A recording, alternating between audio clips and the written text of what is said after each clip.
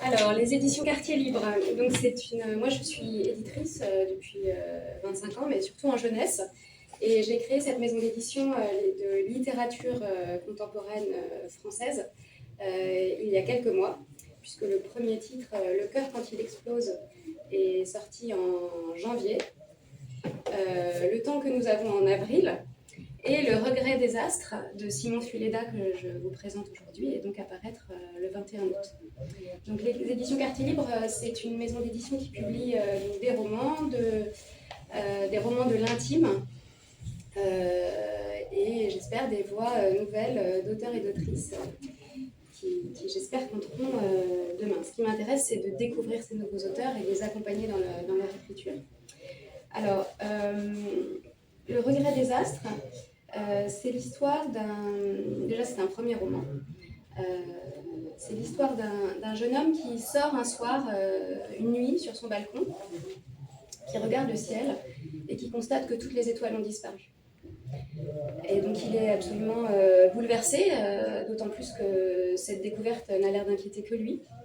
Et il va essayer, dans une espèce de quête, de comprendre ce qui s'est passé. Qu'est-ce qui peut expliquer cette catastrophe, et surtout, à son échelle, de faire revenir les étoiles. Et donc, il va s'engager dans un parcours quasi initiatique où il va faire des rencontres, s'engager dans des associations, interpeller les autorités.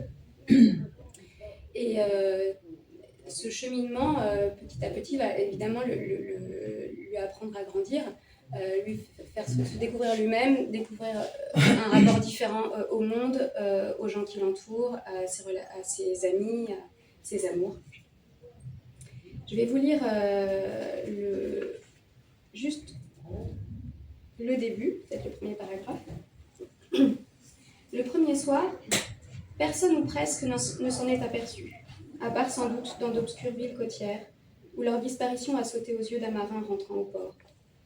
Peut-être aussi qu'un vieil homme a rangé un télescope dans son étui gris clair, sous le regard déçu de sa petite fille, dans une maison de campagne bâtie précisément pour rendre cet instant possible. Une vie de labeur pour rien. Mais autour de moi, et dans toutes les grandes villes très éclairées, ça faisait longtemps qu'on ne les voyait plus, surtout si on ne prenait pas la peine de regarder.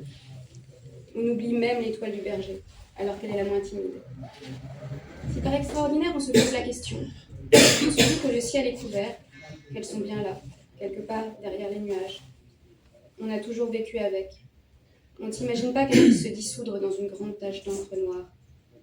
Il y a des présences qu'on pense éternelles, des évidences qu'il paraîtrait impudent d'interroger. Alors en fait, c'est un texte qui a des airs de fable contemporaine, et c'est ça qui fait tout son charme. Et c'est une histoire qui est portée par un narrateur qui est une espèce de Candide, à la fois naïf et lucide, et qui va donner le ton à tout le récit. Alors évidemment, la disparition des étoiles, c'est éminemment symbolique, et ça amène à avoir dans le roman toute une série de galeries de personnages qui vont réagir de manière très différente à cette catastrophe, en allant de l'indifférence à la panique, passant par la curiosité ou la sidération. Et c'est aussi l'occasion, de manière très fine et en filant au fur et à mesure de l'histoire, de soulever des questions évidemment très profondes, puisque la disparition des étoiles, c'est une catastrophe absolument impensable, improbable, qui pose des questions scientifiques, écologiques, philosophiques, ontologiques même, et tout ça est filé avec beaucoup de finesse à travers le roman. Ce que j'ai beaucoup aimé, c'est que c'est une histoire qui est pleine de légèreté, d'humour, de charme, et en même temps qui fait écho finalement à au questionnement qui traverse toute une génération face au bouleversement du monde, au retour du tragique dans nos sociétés, à la constatation que ce qu'on pensait immuable peut vaciller, peut disparaître. Et comment, quand on a 20 ans, on grandit dans un monde comme celui-là. C'est vraiment ce que l'auteur Simon Fuleda, il a un peu plus de 30 ans, il est juge en Seine-Saint-Denis, et raconte que lui-même a vécu une enfance très tranquille et qu'à l'adolescence, il a été percuté par tout ce qui a traversé nos sociétés.